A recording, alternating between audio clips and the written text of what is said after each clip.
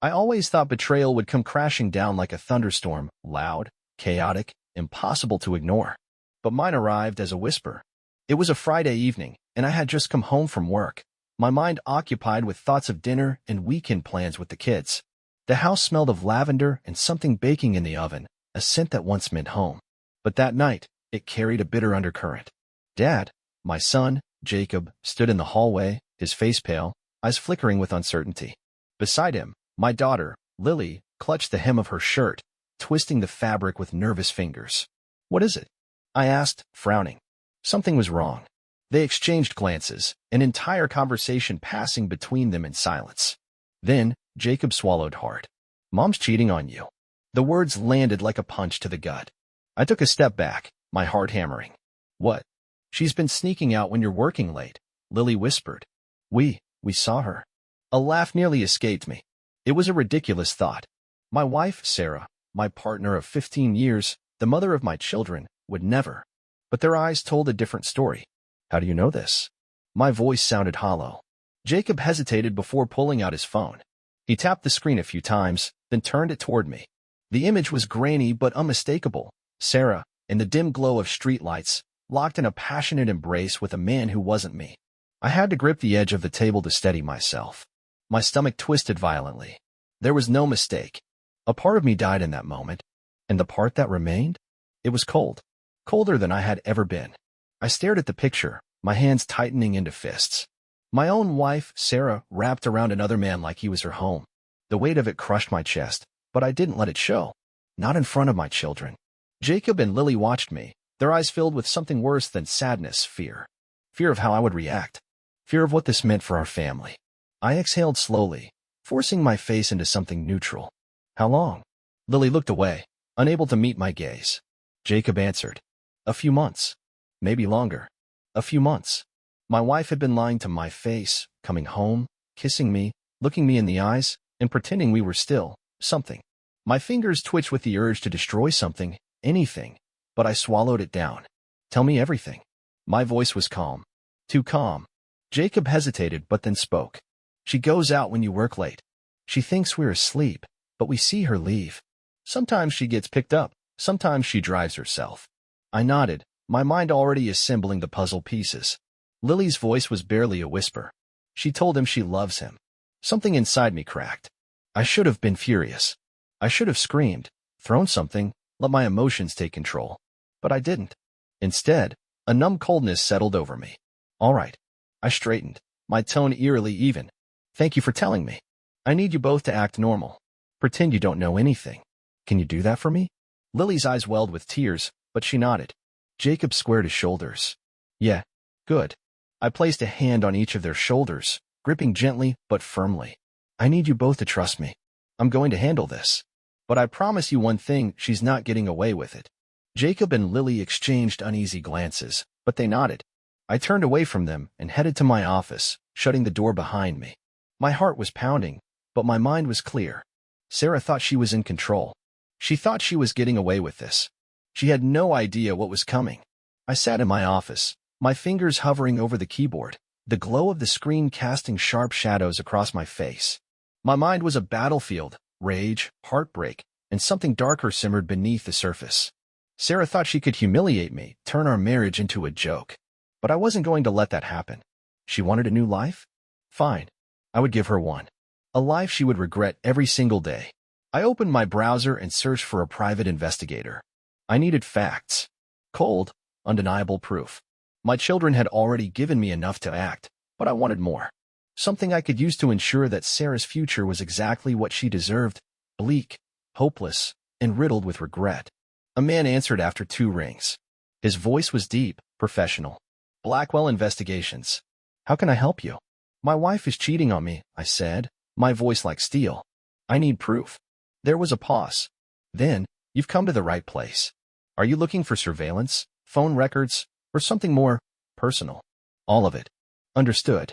I'll need some basic details, her schedule, the suspected lover, locations she frequents. Do you have any known meetup spots?" "She's been sneaking out at night when I'm working late. Sometimes she gets picked up, sometimes she drives. I don't know where they go yet." "All right. I'll have my team start tailing her. Discreetly. I exhaled slowly. I don't want her to see this coming.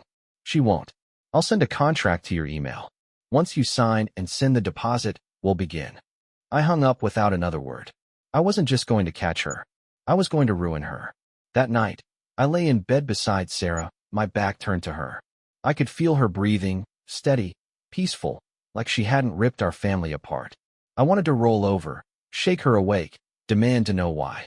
Instead, I listened. I had been too blind, too trusting. But now I was paying attention. At 11:27 p.m., she got out of bed. I kept my breathing slow and steady as she moved around the room, careful, quiet. The soft rustle of fabric as she slipped into a dress. The faint click of the bathroom door.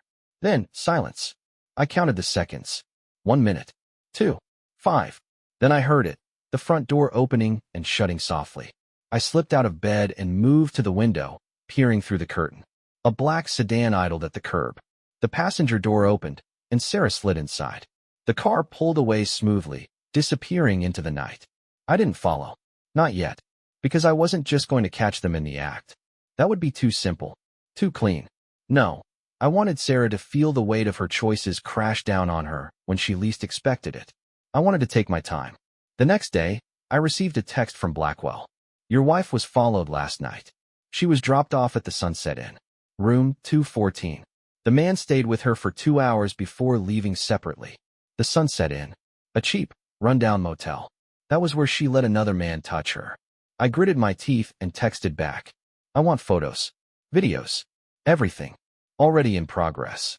I put my phone down and stared at the wall. Sarah had no idea that her world was about to collapse.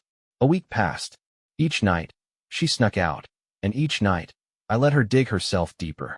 Blackwell sent me footage, grainy black and white videos of Sarah laughing, touching, kissing a man I didn't recognize. He was younger than me, with slick back hair and an expensive watch. A rich idiot who thought he had won a prize. I watched, detached, as my wife tangled herself in sheets that weren't ours. I should have felt pain, but all I felt was a cold, consuming determination. It was time to act. That Friday, I sent the kids to stay with my sister for the weekend. They didn't question it. They knew something was coming, but I had shielded them from the details. At 9 p.m., I left the house. But I wasn't going to work. I drove to the Sunset Inn and parked a block away, pulling a black baseball cap low over my face. The air was thick with the scent of cheap cigarettes and desperation. I walked toward the motel, keeping to the shadows. My heart was steady, my hands calm. Room 214. I reached the door and pressed my ear against it. Laughter. Muffled voices. The sound of a woman gasping. My wife. I pulled out my phone, already recording. I knocked. Silence. Then footsteps. A pause. The door cracked open, and a man's face appeared, confusion flickering across his features. Can I help you? I smiled. Yeah. And then I punched him. The impact sent him stumbling back into the room. Sarah's scream filled the air as I stepped inside, locking the door behind me. The man scrambled to his feet, his lip bleeding. What the hell? Who are you? I ignored him. My eyes found Sarah. She was wrapped in a sheet, her hair messy, her skin flushed. Surprised to see me? Her face drained of color. I tossed my phone onto the bed. The screen played the video of her and this man in the exact same room, taken just 2 nights ago. Sarah's mouth opened, then shut. She knew there was no excuse, no lie that could save her. The man, her lover, turned to her, his face twisting in realization. You told me you were leaving him. Sarah flinched. I was. I chuckled, but there was no humor in it. She wasn't. She just wanted to have her fun and come home to a husband too blind to notice. Sarah shook her head, tears spilling down her cheeks. Please, I can explain. I took a step closer, my voice a whisper. I don't want your explanations. I want you to remember this moment. Because it's the last time you'll ever have control. I turned to her lover. Get out. The man hesitated, looking between us. Now. He grabbed his clothes and bolted, slamming the door behind him. I turned back to Sarah. Get dressed. She reached for her clothes, her hands trembling. I stepped back and exhaled, forcing the rage down. The next phase of my plan was already in motion. Sarah thought this was over. She had no idea. Sarah trembled as she hurriedly pulled her dress over her head, her fingers fumbling with the fabric. I could see the way her hands shook, her entire body wrapped in panic. Good. She was finally feeling a fraction of what I had felt since the moment I learned the truth. The motel room smelled of sweat and betrayal. A cheap bottle of wine sat half-drunk on the nightstand, next to 2 empty glasses. The bed, sheets rumpled and stained with the proof of her infidelity, made my stomach turn. Sarah looked up at me, her face streaked with tears. Please, let's talk about this at home. I let out a slow, measured breath, ignoring the way my hands twitched with the urge to break something. You think we're going home? I asked, my voice eerily calm. She blinked, confusion clouding her features. What? You don't have a home anymore? I said, stepping toward her. You burned that to the ground the first night you left our bed for him. Sarah staggered back, her lips parting, but no words came out. For the first time, she seemed to understand just how much danger she was in. Not physical danger. No. I would never lay a hand on her. But there were worse things than pain. She sniffled, wrapping her arms around herself. I made a mistake, she whispered. I wasn't thinking. I love you, I swear. He didn't mean anything. I laughed. A hollow, bitter sound. That's funny, I said, reaching into my pocket and pulling out my phone. Because you told him you loved him. Several times. Her breath hitched as I pressed play. I love you, baby. I wish I could be with you every night. Sarah's voice, clear as day, came through the speaker. The video, taken from the parking lot, showed her wrapped around her lover, kissing him deeply before they disappeared into the motel. Her knees buckled, and she clutched the edge of the bed for support. Where did you get that? I've been watching you for weeks, Sarah, I said coldly. Every night you thought you were sneaking off, I knew. Every lie you told, I heard. And every time you kissed him, I saw. Tears spilled down her cheeks. Please, she sobbed, shaking her head. Please, I'll do anything. I don't want to lose you. I don't want to lose our family. I tilted my head, studying her. It was almost impressive how quickly she had gone from confident in her deception to utterly shattered in its aftermath. But I wasn't finished. Not even close. You should have thought about that before you crawled into another man's bed, I said. I turned and walked to the nightstand, picking up her purse. She reached for it, but I stepped back, flipping it open and pulling out her wallet. Inside, I found her credit cards, a few receipts, and her wedding ring. I held it up, letting the cheap motel lighting catch the diamond. Took it off. Huh? Sarah shook her head desperately. I didn't want to ruin it. I didn't want to lose it. The laugh that left my lips was sharp, cruel. You lost it the moment you let him touch you. I walked to the motel window, lifted my arm, and with a flick of my wrist, tossed the ring outside. It hit the pavement with a small metallic clink, barely audible over Sarah's choked sob. She fell to her knees. No, she whimpered. No, no, no. I turned back to her. Get up. She stayed frozen, her whole body trembling. I said get up. Slowly, she obeyed, wiping at her tear-streaked face with shaking hands. I reached into my coat pocket and pulled out a manila envelope. These, I said, tossing it onto the bed, are divorce papers. Sarah's breath caught. No, she whispered. No, we can fix this. We can go to counseling. I'll do anything. I'll cut him off. I'll prove to you that you're the only man I love. I smirked, shaking my head. You don't get it, do you? I leaned in close, just enough for her to see the hatred in my eyes. There's nothing to fix. I don't want you anymore. She sobbed, her body shaking with the weight of my words. Please, I'll sign anything. Just don't leave me. I stepped back, my expression cold. You already left me. We drove home in silence. Sarah sat in the passenger seat, hunched over, her body racked with quiet sobs. She had begged me to take her back to our house, insisted she needed to explain herself to the kids, to make them understand. She had no idea that the kids already knew. When we pulled into the driveway, the house was dark except for the porch light. Sarah turned to me, her face streaked with mascara. We can tell them together, she pleaded. They don't have to hate me. I almost laughed at that. She had no idea. I unlocked the front door and stepped inside. Sarah hesitated, then followed. The house felt emptier than usual. Colder. She must have sensed it too, because she frowned. Where are the kids? She asked. I turned to face her, my voice emotionless. With my sister. I didn't want them to see this. Her lip quivered. See what? I stepped aside, revealing the suitcases I had packed for her. Her face drained of color. No, she breathed. No, you can't do this. I folded my arms across my chest. I already did. She shook her head wildly. This is my home. I'm their mother. You can't just throw me out. I arched an eyebrow. Actually, I can. You see, I spoke to a lawyer. Since I have evidence of your infidelity, the house is mine in the divorce. You have nothing. She gasped, clutching at her chest like I had physically struck her. But where am I supposed to go? I shrugged. I don't care. Sarah stumbled forward, grabbing my hands, desperate. Please, she begged, don't do this. I love you. I made a mistake, but I love you. I pried her hands off me, my expression unmoved. No, Sarah. You love the way I took care of you. You love the security, the comfort, but you don't love me. She shook her head violently, sobbing. That's not true. I do love you. I exhaled slowly. Then you shouldn't have let another man into our bed. She crumbled to the floor, her shoulders shaking with broken sobs. I watched her for a moment, then reached for the door. The Uber should be here in 5 minutes, I said. She looked up at me, eyes wide with devastation. You called an Uber? I smiled, cold and cruel. Of course. I wanted to make sure you got out of my life as quickly as possible. And with that, I walked upstairs, leaving her alone in the wreckage of what she had destroyed. I lay in bed, staring at the ceiling, listening to the muffled sobs from downstairs. Sarah hadn't moved. She was still sitting on the floor beside the suitcases, broken, defeated. I didn't care. The woman who had betrayed me, the woman who had lied to my face night after night, was gone. The version of Sarah I had loved no longer existed. My phone buzzed. Blackwell.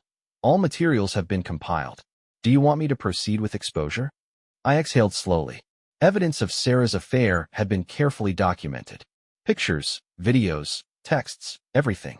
I had even managed to pull bank statements showing small transactions at the motel. The proof was undeniable. She thought she could live a double life. That she could cheat and still keep her perfect little world. Not anymore. Me. Proceed. I turned my phone off and closed my eyes. The storm was just beginning.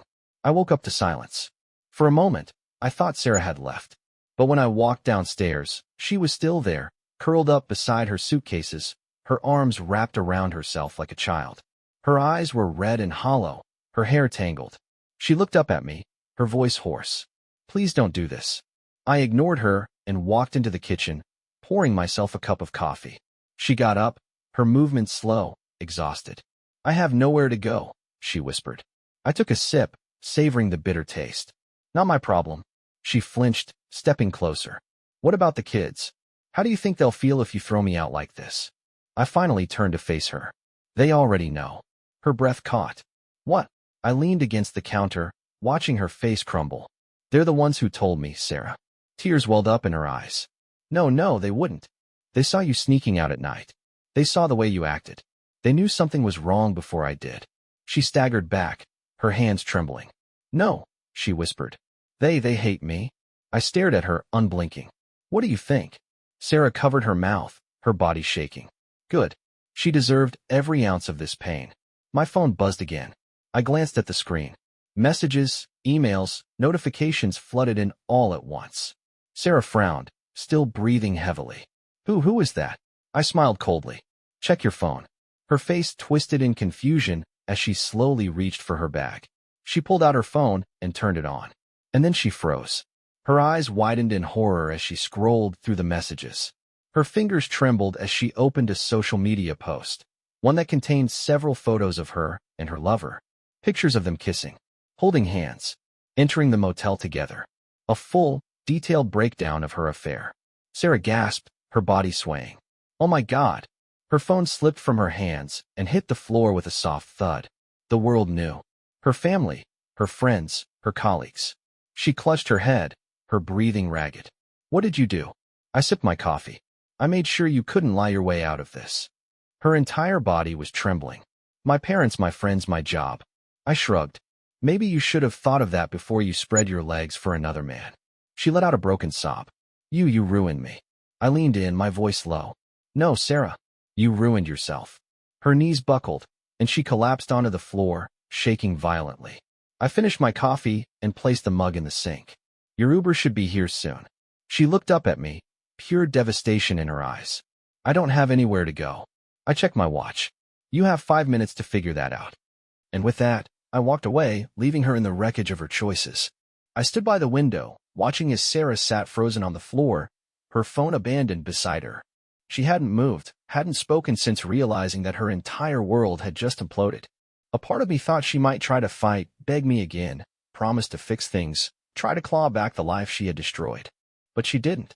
She just sat there, shoulders slumped, her breath coming in short, uneven gasps. I checked my watch.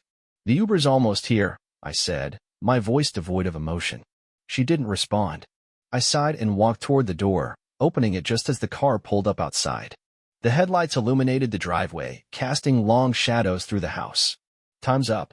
Sarah slowly looked up at me, her face streaked with dried tears. "Where do I go?" I shrugged. "Not my concern." She opened her mouth, then closed it, as if realizing there was nothing left to say. She rose to her feet, shaky, exhausted, and bent down to grab her suitcases. As she lifted them, she hesitated. Can I say goodbye to the kids?" she whispered. I shook my head. "Not tonight. Not after what you've done." A fresh wave of pain flickered across her face, but she didn't argue. She walked past me, slowly, like every step carried the weight of her own regret. As she reached the doorway, she turned back one last time, her eyes pleading. "Please, don't make them hate me." I stared at her. "They don't hate you," I said. "They're just ashamed of you." Her lips parted, but before she could say anything, I shut the door. And just like that, she was gone. The house felt different. Quieter. Heavier. I leaned against the door, exhaling slowly. The rage, the satisfaction, the pain, it was all still there, simmering beneath the surface. I had won. Sarah was gone. Her reputation was in ruins. She had no home, no job, no respect left. Then why didn't I feel relief? I walked to the kitchen and poured myself a glass of whiskey, downing it in one gulp. The burn felt good. It reminded me that I was still alive, still in control. Footsteps sounded behind me. I turned to see Jacob standing at the edge of the room, his face unreadable. "She's gone." I nodded. He stared at me for a long moment, then exhaled. "Good." A lump formed in my throat. "You sure about that?" Jacob looked away, his fist clenched. She did this to herself. I didn't press him further. He was hurting, just like I was. Just like Lily was. We were all just pretending to be okay. The fallout from Sarah's exposure was swift. Her parents, once my in-laws, called me the next morning, demanding to know why I had humiliated their daughter. I simply sent them the files. The pictures. The texts. The proof. They never called again. Sarah's employer, her prestigious law firm, released a statement a week later confirming that she had been placed on indefinite leave due to personal circumstances. Everyone knew what that meant. Her friends, the ones who had gossiped with her, gone on vacations with her, filled our home with laughter during dinner parties, gone, vanished overnight. No one wanted to be associated with a woman who had lost everything. I heard from mutual acquaintances that she had been staying at a cheap motel on the outskirts of town, burning through whatever money she had left. That didn't concern me. What had concerned me was the kids. Lily refused to talk about her mother. She buried herself in school, in art, and anything that kept her distracted. Jacob, on the other hand, was angry, resentful. "She ruined everything," he said one night over dinner. "I don't ever want to see her again." I didn't know how to respond to that, because deep down, I wasn't sure I wanted them to see her either. 2 weeks later, Sarah called. I ignored the first 3 attempts. Then she texted, "Sarah, please. Just 5 minutes. I need to talk to you." I stared at the message for a long time before finally responding. "Me, 1 call. 5 minutes." The phone rang almost instantly. I answered. "What?" Sarah's voice was small, broken. "I lost my job." I didn't respond. I have nowhere to go. No money. I just need a little help. Just enough to get back on my feet." I scoffed. "You think I care?" "Please," she whispered. "I'll do anything. I'll sign whatever you want. Just don't let me end up on the streets." I closed my eyes, letting silence stretch between us. Finally, I spoke. "You made your bed, Sarah." A choked sob came through the line. I know. I thought you loved me." I opened my mouth to respond, but the words didn't come. I had loved her. Once. But now? "I loved the woman I thought you were," I said quietly. "Not the woman you became." And with that, I hung up. Sarah stopped calling. She stopped texting. She just disappeared. I wasn't sure where she went, and honestly, I didn't care. I had spent enough time thinking about her, about what she had done, about what she had thrown away. Now, it was time to move forward. For me. For my kids. One evening, as I sat on the back porch, watching the sunset with a beer in hand, Jacob joined me. For a while, we just sat in silence. Then he spoke. Do you think she'll ever come back? I took a sip of my beer, considering his question. She might try, I admitted. Jacob nodded slowly. If she does, what do we do? I glanced at him, then at the horizon. The sky was painted in shades of orange and red, fading into the deep blue of night. We move on, I said. And we never look back. And for the first time in a long, long time, I finally felt free. The end.